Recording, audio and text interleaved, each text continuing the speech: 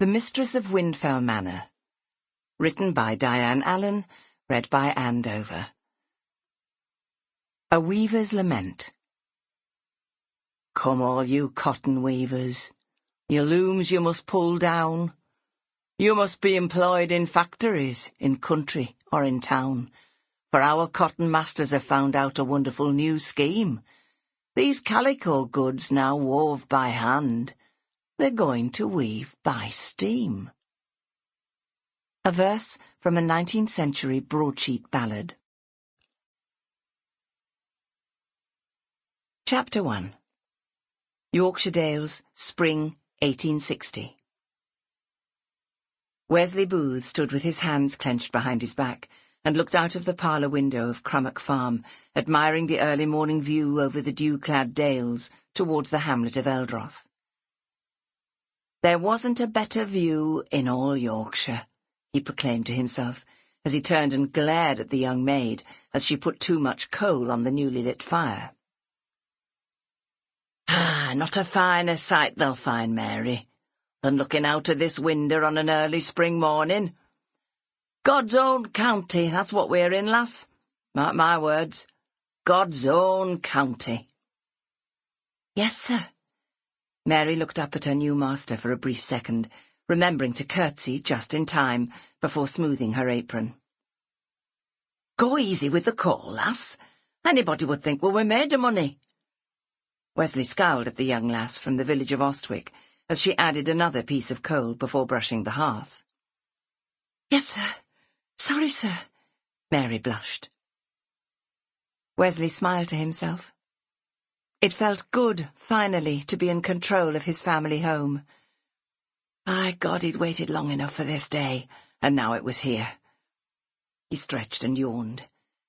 It had been a long night, and he thought his father was never going to die. 88 was a bloody good age for the old bugger, and he'd been sickly for years, but would not give up control of the 365 acres of land that belonged to Crummock Farm. The words his father said nearly every day echoed in Wesley's ears. 365 acres, one for every day of the year, and all containing the sweat off my back. Sweat off his back, my arse, grinned Wesley. It had been his sweat, that and the sweat of the farm labourers he'd employed, and his father had just stood leaning on his stick, giving the orders. Anyway, the old bugger was dead, cold as the grave in his bed up above, and Wesley was master and owner now. He breathed in heavily and looked once more out of the window. The view was grand. The sun shone clear, and playful beams filtered through the budding branches of the sycamore tree at the end of the garden. It was going to be a good day, despite a death in the family. It had been expected, and no one should cry over someone who'd reached that age. After breakfast he would ride around his inheritance.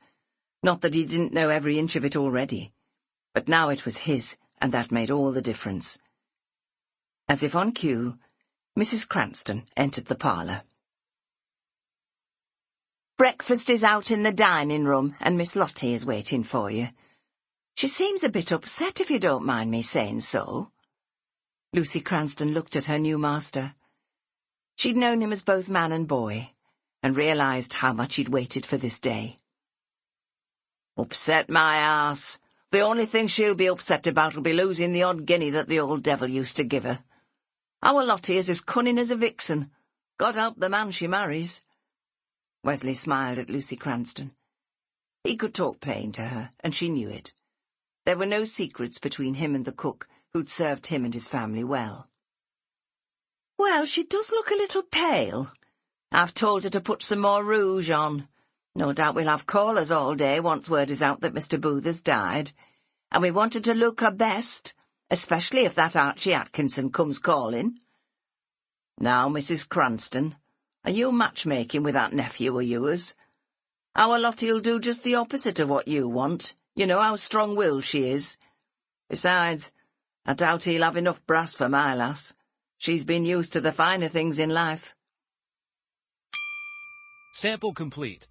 Ready to continue?